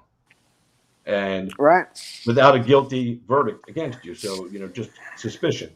And we've seen plenty of fighters get exonerated, so it's bad. But I do like PFL. I know they're not as over the top with USADA. I do know, from my understanding, they are drug testing, so you're going to be tested. What I'm told. That could change. It could just be for tournament fights. I don't know in your situation how they do it. Doesn't matter if they test you because Jacob fights clean. Yeah, for sure. I mean, the funny thing is, I was talking to Dean on the phone one time. It was like the third time in a month USADA had shown up at my door, and he goes, "Why are they testing you for steroids?" And he's like, somebody can take one look at you and tell, not only have you not taken steroids, you've never lifted a weight in your life. And I was like, "Thanks, Dean. Thank you." Yeah, I would think the same thing. I'm looking at you and going, what steroid could he have taken that I got to go test this guy 3 times? Well, there's like EPO, which is like booster cardio and stuff. But yeah. Well, I still can't see you doing that. No, man, that's cheating. And then when you get off of that stuff, for whatever reason, you're going to feel like a shell of the beast you were on the drugs. You better just do the hard work and, get in the best shape you can the natural way. for sure. It's too much. Man, I got so much anxiety just from being afraid to take a multivitamin because you thought it was like, hey, if you happen to take a tainted supplement, it's still your fault because you chose to take something. And now, like, there's a whole host of things, supplements that I can take now outside the UFC, and I don't feel scared. Like, Right. Man, if they show up, what if, so. Can you read the other screen from Henry? He's like, man, fuck you, Sada. We gets Liddy over here, Bones Jones style. I mean, I know Brock had that. Well, Brock didn't do anything wrong. They caught him, probably on a high day, and he had a high extra testosterone. And if they catch you after you're recovered and you haven't like exhausted yourself in training for a couple days, and you've been eating the right stuff and at the right time of the day and all that stuff, I mean, you could be way elevated and look guilty. But they ran his stuff in Germany and all that, perfectly innocent, but they ruined a payday. So yeah, man, that's as good as they are for the sport. There's still a ways to go before all the kinks are worked out, I think. Yeah. Justin Sims shouting you out from Titan. He said Killer Kilburn was amazing to work with. Grateful for the op and a new friend. Oh, Justin Sims is the man, dude. I love that kid. Here's a kid who turned his whole life around. Gave up drinking and partying and doing all that stuff, and he's been, on the right path, for numerous years now, and he works harder than anybody in the business as far as doing media and videos and traveling around, and he probably doesn't get enough money for the work he does. I don't know what they pay him. I hope they pay him a lot, but even if they pay him a lot, it's still not enough money for the work he does, in my opinion, because that guy, 24/7. If Lex calls, say, hey, I need you here, he's there. Lex calls, I say, I need you here tomorrow, blah, blah. It doesn't matter where it is. Justin's there. That's I had to the work guy with I him. want. I had to work with him a few weeks ago, and I can't give away too much. I was very tired, and I was exhausted, and I tried to put a smile on my face and just express to him that, like, hey man, I'm super tired, so let's just do the bare minimums for this promo video. And he was like super great to work with. Actually, it was relieving. So I like Justin a lot. Yeah, and it's a shame that we never got to really see the video work he did because from that fight for Titan. So maybe we'll have to have Justin do a project of just a Jacob Kilburn highlight reel video, because he could find all the video, and he's got a great editor that will put it together, and I'll narrate the thing, like James Earl Jones or something, up at the base, and my boys will. Maybe I'll do Darth Vader, I don't know. So go with that, I'll do a Darth Vader voiceover for you. So are you as excited to be in the PFL going in this way as you would have been had you done it the other way, winning the title fight? And then, I know the destination's the same, but the journey was a little different. So does it mean the same thing to you? Right. Yeah, honestly, it's the same either way. It sucks. I guess for personal reasons, I would like to. There's always that thing in the back of it. Now, like, I've got to go prove it, but there's that thing in the back of your head that's telling you, you're coming off of a loss. You got this because somebody was sick, or you got this because somebody else turned it down, or whatever the case would be. So it would feel good to know, like, you got this because they wanted you because you won the title, won the main event, whatever. But at the same time, there's a million other guys in the world they could have picked from, but there's not a lot of guys that are willing to step up and out of their weight class on 2 weeks' notice. And I am one of those guys. So I take pride in that, I guess, that it's a cooler way to get there. Had I done it the original way, it would have been at 45. I would have had, 8-week training camp, all that. But I think it's a little more gangster the way I'm doing it now with the short notice. I look at it as, me and Brock grow closer to this because Brock asked for me to get it. Because he was going to get sick. He was like, let my guy Jacob get it.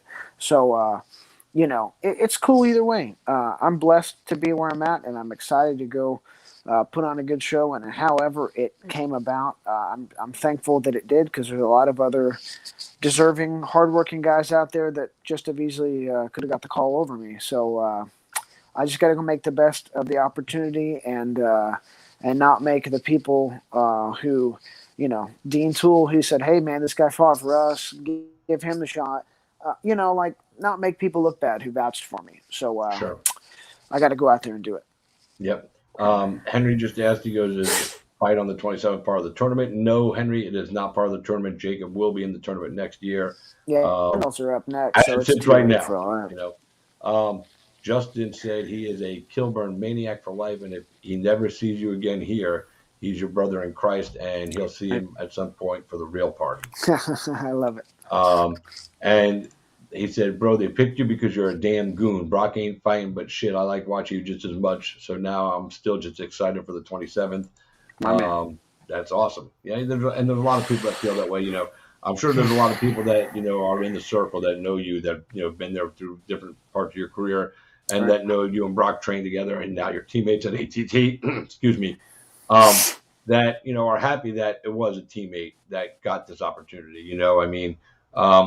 But I agree with what Henry said. Yeah, Dean can put in the word for you all he wants, and Malky or Brock or everybody. But at the end of the day, PFL has to make that decision. And I'm guessing they looked at your record, they looked at what you've accomplished, and they felt that you were worth the investment of a good payday if you show up, and better payday if you win. And they thought enough of you to put you next year. So that says to me, yeah, this was the way to get in. Sometimes you just got to, the opportunity knocks, you open the door. That's what it is. Yeah. So you open the door, and now you walk in the door, and now this is a showcase fight. It's one off, and you probably won't fight for them for the rest of the year unless they do another showcase fight. So, but you'll have between now and next year to really hone skills and work on this and work on that for the tournament next year, because the tournament style is different, and you're going to go quicker, and there's going to be a night where you're fighting twice. That's all. There's so much to it. There's no elbows in these fights once you get to the tournament till you get to the final, from my understanding. And then your fight now could be there's so much going on. But I'm glad. I'm at the end of the day, for you as not the journalist, not the media guys, as a friend, somebody who's watched you, grind hard since I met you. I'm happy you're getting this opportunity. I personally don't care about the three letters of the organization that you're fighting for. I care about the digits that are going to go into your bank account. And I know, or I have an idea, I should say, of what you're making for this fight. And I have a very good working knowledge of what you'll make next year, should you run the gamut. You run the gauntlet next year, you're looking at $1.2, $1.3 million total earnings, and that's fighting from June or July when they start the tournament, or May, to the end of the year. You fight 5 or 6 times. You walk out $1.2 or $1.3 million and a gold belt around your waist. You're not making that in any other promotion. Right. Yeah. But like you said, you got to go out there and win these fights. And that's the path. It's really simple. You want the big money? Go win these fights. There's no bullshit with them. Go win the fights. We'll give you the $1 million. Everybody was worried that first year. Everybody was worried the first year where these guys are going to get their $1 million, but everybody's been paid. So. I tell you what, if you win these 4 fights, we'll give you $1 million. To me, that makes this the second most desired destination for fighters coming up. As they're getting to the bigger league of the pros, because I would like to fight in the UFC. Everybody wants to fight in the UFC. That's the goal. We were talking about this with Brandon. Nobody just wants to fight and go, hey, I can't wait to get to Bellator. No shot. It's not a shot at Bellator. But the reality is, if you ask 10,000 fighters that are in the gyms right now that are just turning pro or been pro for a couple of fights, you say, what's the goal? The UFC. Yeah. I've never heard one answer Bellator. I've never heard one answer PFL up until now. Now I'm starting to hear some kids in some gyms going, you know what? I'd be just as happy to go to PFL, go over there for a couple of years, make a couple $1 million, win a tournament, and then go to the UFC as a millionaire. So I'm not worried about what they're going to pay me. And because I made millions at PFL, they're going to have to pay me more because, if I won the tournament 2 years in a row, I'm credible. I'm legit. If you want me, you're going to have to pay me. So it really could be the spot where if I'm a fighter coming up, that's where I'm going to go first, and see what I do there. And if I do good, I win a tournament. And then maybe the next year I get almost to the final. I'm still looking at probably $2 million in earnings over a 2-year period that I'm not going to make in the UFC. But maybe the UFC comes knocking. Hi, Chris, you want to come over and play? Yeah, I got $3 million in the bank. Sure, why not come over there and see if I can beat up some of your guys? Right. It takes the pressure off. Yeah, that'll be like my friend and teammate Kayla Harrison. If she wins this year, she'll be a 3-time PFL champ. Is it 3 or is it 2? It might be 2. I think this will be her second year winning. 2. Okay, well then, she's. This is her second year in it. She's the Olympic champ too. Yeah, I think she fought once for them outside of the tournament. Okay.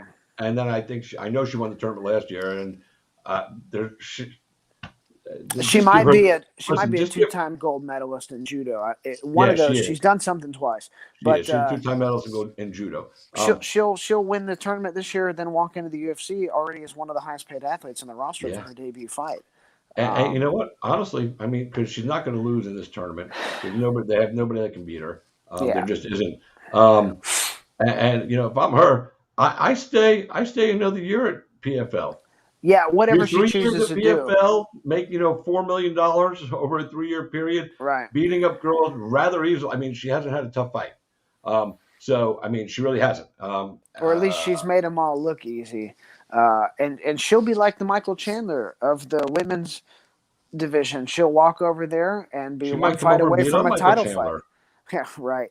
That's what people like. People get upset at Michael Chandler because they feel like they made the joke, the Dana White privilege, but it's because he had accomplished winning belts in other promotions and stuff like that. And that's why Alvarez got a title shot when he came over. Right. That's why although Justin Gaethje didn't come over and get a title shot, but he did get a high profile. His first fight was Michael Johnson. Yeah, big fight. Yeah, well, the Michael Johnson fight, I don't think that was a big fight. I think it was a good introduction fight for him to come in, and it ended up being a great fight.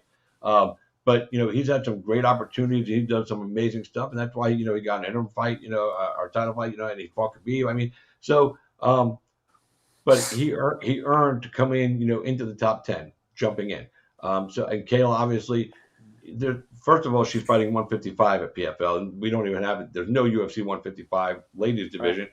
So the only thing that will be difficult for her is what weight class she's going to fight at, because 145 is probably going to disappear in the UFC unless she comes over next year. And her and Amanda, they're teammates. I think they would fight each other if the situation was right. But I don't think it's something either of them are looking forward to. I don't think either of them fear one another. I just think, they're so close in the gym, and they have been. I just don't think they want to do it. So the paychecks, the zeros at the end would have to be the right situation for both of them. And I don't know, dude, Amanda's got another belt too. And the two of them at 145. The two of them at 145, they'll be the only two that have to fight each other, once a year just to keep the division fresh, because there's nobody else. They've tried other girls to step up at 145. There aren't any. So that's a lost weight class. And so it almost would end up, that Kayla would be forced to go down to 135 to come to the UFC, or be willing to, jump because, again, there's no competition at 145. There's definitely no 155 because there's no 155 division.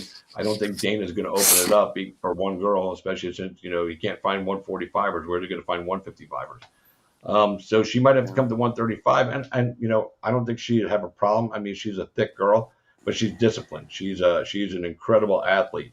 And if they told her world class, dude, I mean, she's so fucking awesome. I had like, whoa.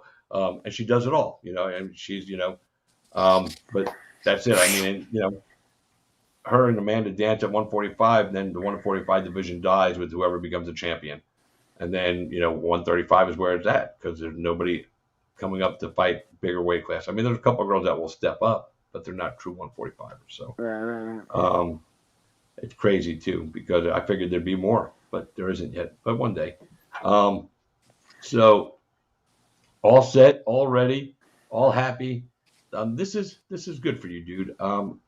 Trials and tribulations in life, define the character of the person you are. And boy, you've had some trials and tribulations, man. And you still smile and you still put in you have the right attitude.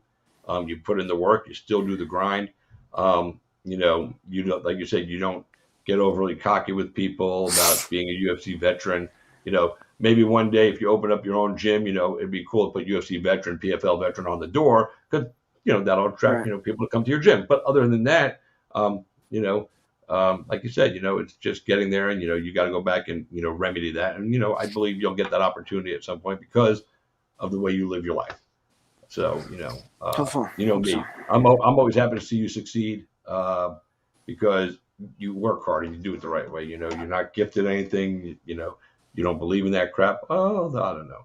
I guess if somebody wanted to gift you, with the title shot, you'd probably take it. So, let's be real. I mean, never look a gift title shot in the mouth, I guess. I never turned down a blessing. No, never turned down a blessing. Can you imagine that, dude? If you just they call, hey, listen, man, the tournament, we lost the main event. You want to jump into this $1 million tournament main event? Okay. Yeah, for sure. Hey, Jacob, we want you to fight Francis Ngannou. It's funny. I think you could fight him. Dude, yeah, me and Francis Ngannou fight 100 times. You think I won't get him at least one of those times? Of course. I don't know if you'll beat him, but you'll get paid for 100. I think 1 out of 100 I can figure a way. Even if I gotta, lose a couple points with groin kicks and get him so exhausted, almost to the point where they're going to stop it due to a DQ, and then I can. Henry said, "Man, let's just jump him." That would be a guy. That's that Moa spirit, dude. They ride with you forever, So yes. And War Team Kilburn from Justin Sims, he goes, he needed a favorite PFL fighter, and then you just check that box for him. It's nice to see people out there that really love you and support you regardless. And like I said, those are the people that are happy you got signed to the PFL. Maybe a little more excited about it than you are. At least what you're showing us on the outside. I'm excited. But, I'm excited to fight again. I know you are. And get paid and be on ESPN. Yeah, dude. I mean, man.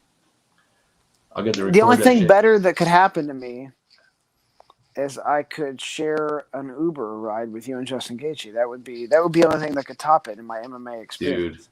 Dude, I don't know if you can handle an Uber ride with me and Justin Gaethje, dude. That's the best video. That dude sitting there. Was he saying his wife was fat? Was that? I mean, was that he said his wife was fat, and all the girls in the crotch were like slutty. That's why they're wearing like short skirts when it's like minus 12 degrees outside. I mean, it was such a fun Uber ride, dude. One of my favorite things I've ever done with any fighter. Because we were up there, and I went to a dispensary up there, and Justin came along for the ride, and fucking we were just hanging out, and we got this Uber with this guy. When we got done, dude, I was like, oh my God. He goes, that was the greatest Uber ride ever. I don't know if he's topped that Uber ride since. I've seen it. We better hope that guy's wife never finds the video either. Right. But Justin got to the UFC and he kind of big timed out on me. So, it's like, I got his number. If anybody wants I have his number too. I got his phone number. I got it all social media. I seen him in Vegas at Phil Rose Contender Series fight, Right, and he was just kind of like, like almost like whatever. I'm like, whatever, man. I don't care, man. If you're in the UFC now, you're big time. You're not WSOF champion anymore, and you want to forget about some of the people that were pulling for you to get there in the first place. That's okay, man. My feelings don't get hurt. That's what okay, this business is. Yeah, right. Well, I mean, he's no Jacob Kilburn. Jacob got to the UFC, and I think that when he got signed, I think within a week or 10 days, Jacob was on my show and talking about it because Jacob doesn't forget the people that that are happy for him. So so Justin, you broke my heart. Yeah, Justin, you owe me Onyx shin guards. Oh. I'm not in the UFC anymore, so I'm probably that contract's probably null and void. Hey, did Gaethje warn you not to give his number out? Is he Justin? Are you asking me or Jacob or both of us? I would never. He never said anything to me. He would kill me. Yeah, I would never do that. I would never give it out, even if he said, even if he didn't say it, because he never said it to me. I don't give out phone numbers. I did warn Justin not to give my number out, though. Justin Sims? Yeah, I did. I think I told him one time, I was like, you better not ever give this number to anybody, or I will find out. That's why he brought that up. He was taking a shot at you right there, dude. Totally. Funny. I mean, now it makes sense. That's why he asked you that. That's why he LOL'd at the end of his comment there. That's because, man, you do it one time and people just see, look, here it is. asking Jacob because I was warned. Oh gosh, I wasn't being mean. You know, Jacob puts on this front. And he's probably like, and now I know. Justin, was he mean to you, Justin? I swear I was not. Justin, was he mean to you? Did he make you cry? I will buy you some Kleenex, dude, and I will give Jacob a wedgie the next time I see him. I can't handle him being mean to Justin Sims. No. How could you be mean to that guy? He goes, I was like, bro, I work with all people that can beat me up. I would never. That's funny. Yeah, no, Look at the humility, man. Look at that. He's so humble. No, it's awesome, man. Justin's good people. You're good people. Sometimes I'm good people. Sometimes I'm a dick. But whatever, shit happens, man. Everybody's got to play a role in life. So, you know, sometimes I have to play that role. It is what it is. Well, they in the New Testament, the church, the Christian church, is called the body of Christ, as if we are all the believers are the embodiment of Jesus, the hands and feet of Jesus, walking and going and teaching and ministering. And I said, if we're the body of Christ, somebody has to be the butt, and I'll sign up for that. I guess I'm the butt head. Yeah, I mean, somebody's got to be. At least it's not. At least it's a nice butt, right? I mean, whatever. But I mean, you'd be On honest the like butt. that. So somebody's got to be the butthole, and Somebody's got to guess be the butt. Somebody's got to be the nuts. Somebody's got to be the fucking wiener. Somebody's got to be the fucking left pinky. I mean, I'm sure analogies break down at some point. But I've been accused of being like a grumpy guy, and I'm like, hey, I'm just being the butt, man. Just being the butt, man. That's funny. Maybe you should get that as a license plate, butt man. But people won't even know what you're referencing. Yeah, that's. Henry Taylor said, "Well, if that's the case, Brock's the dick."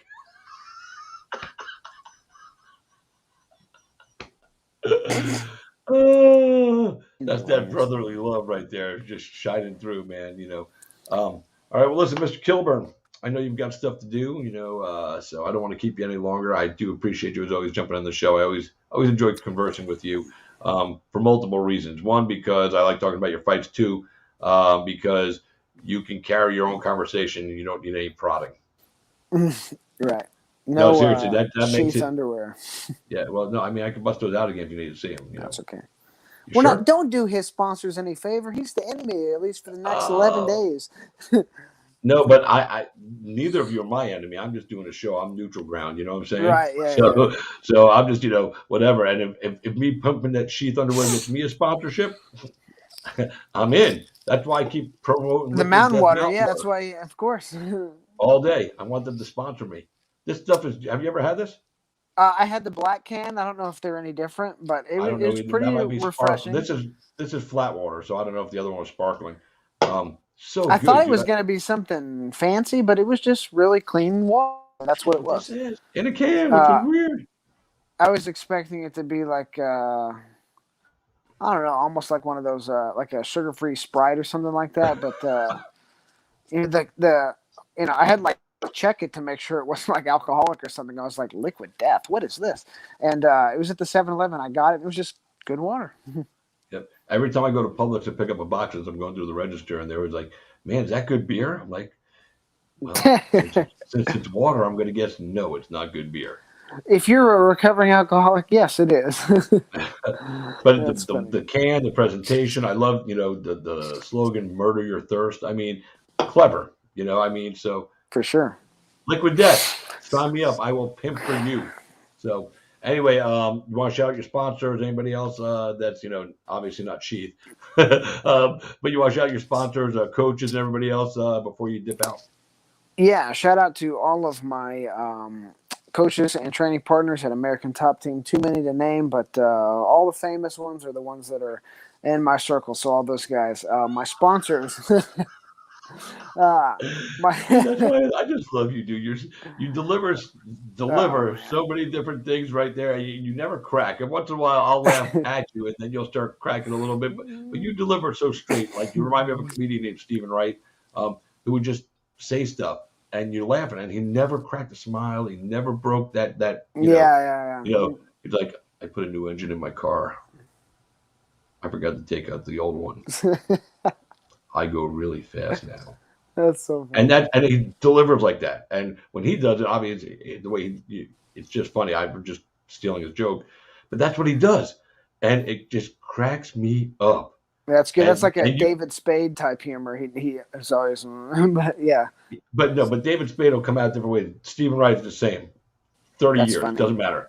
And like I'm gonna see if I can find one of the clips from him on YouTube and send it to you.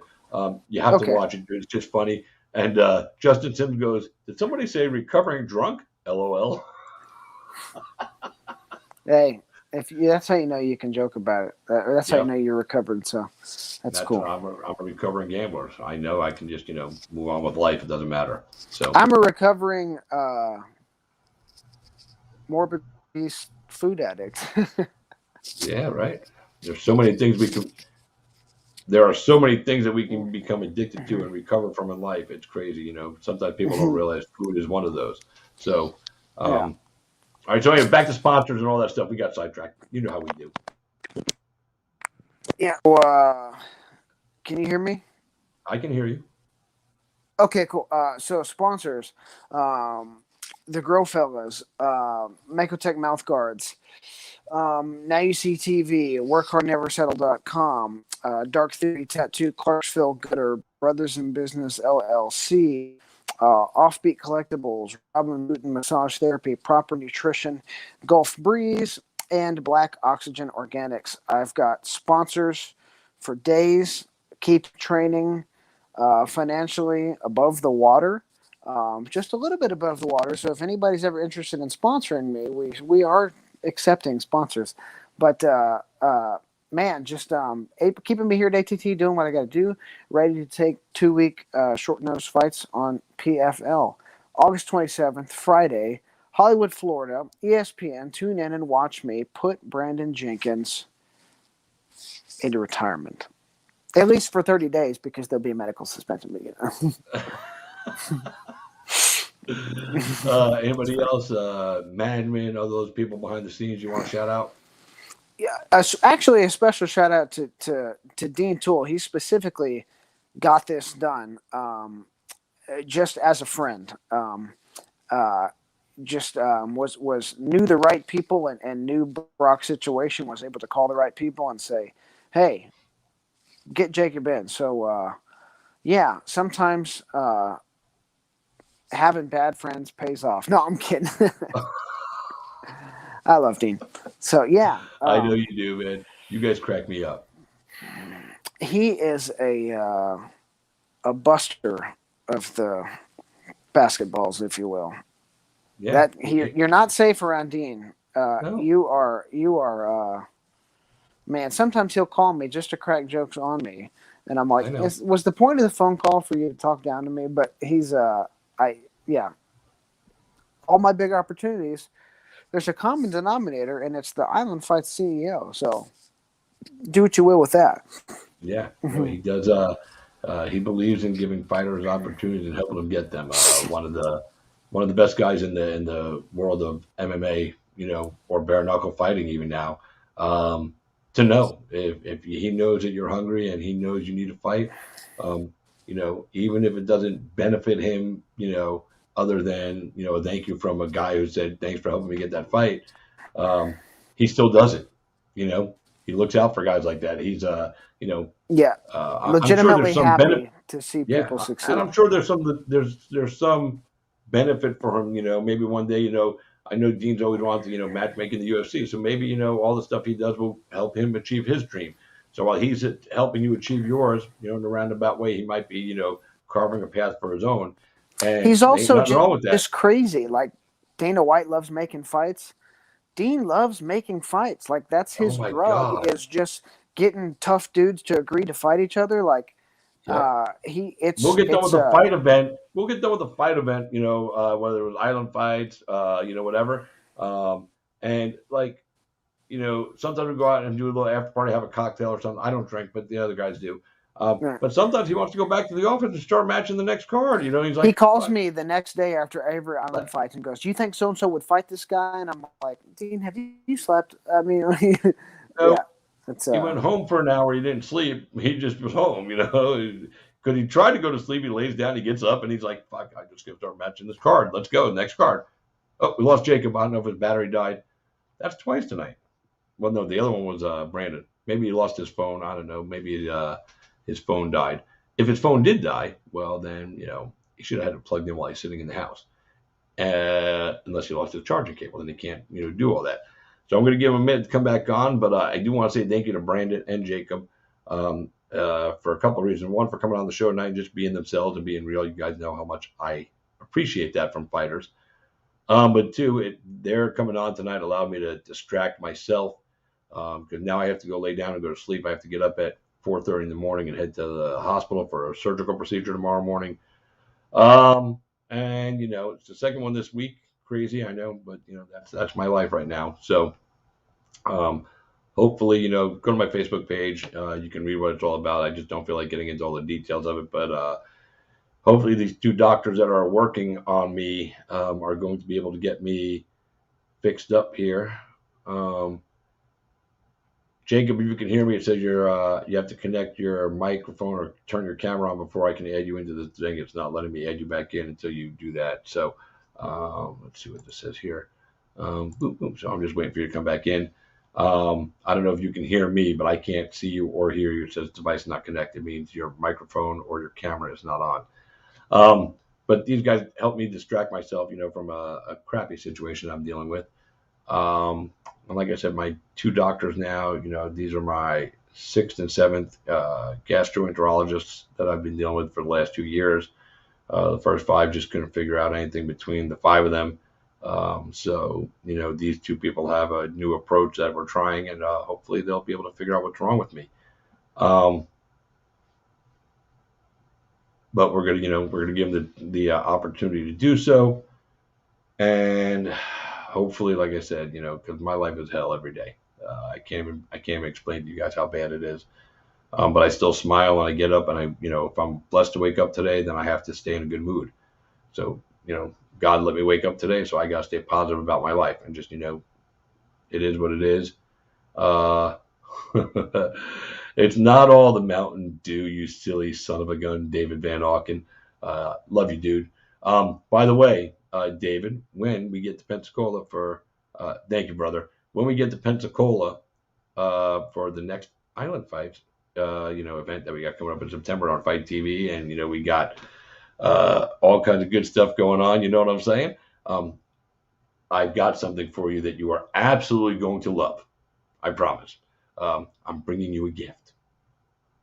So, September 24th, right? That I'm so confused about dates right now because I'm so caught up in my brain about all this surgical stuff. September 11th is Game Bread in Biloxi. Game Bread Fight Championship 2. I will not be there for that one. I have another thing going on. But yeah, Dave, I got you something, dude. You're going to love it. And I guarantee you, and yeah, I'm just telling, I can't even tell you anymore, but I'm telling you, you're going to love it. So it's 23. Why do I always get dates messed up then? I'm so confused. So yeah, because the show is, let me see my calendar here. It's the 24th because it's a Friday. So, all right, cool. Yeah, so we'll be there on the 23rd. I got you. But anyway, Jacob tried to come back in. I don't know what happened. So we're going to let him go ahead and just, finish his day out.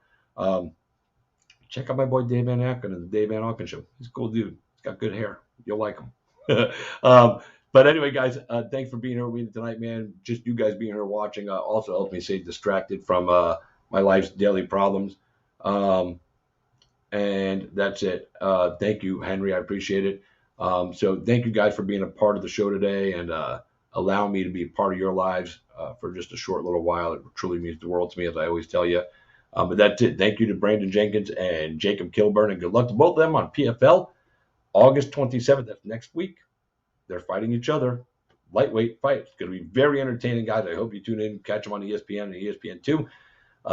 And that's it. We out here. So until next time, boys and girls, I am Christopher James.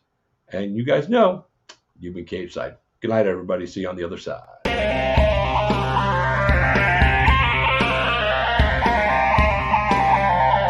What happens if you lose, Nick? Who the hell's Aquaman? I get Fruity Pebbles, Cocoa Pebbles, I get sausage biscuits. Maybe you guys will see a little footage of that later on because we got some good stuff. Fill up the deuces. There you go, baby.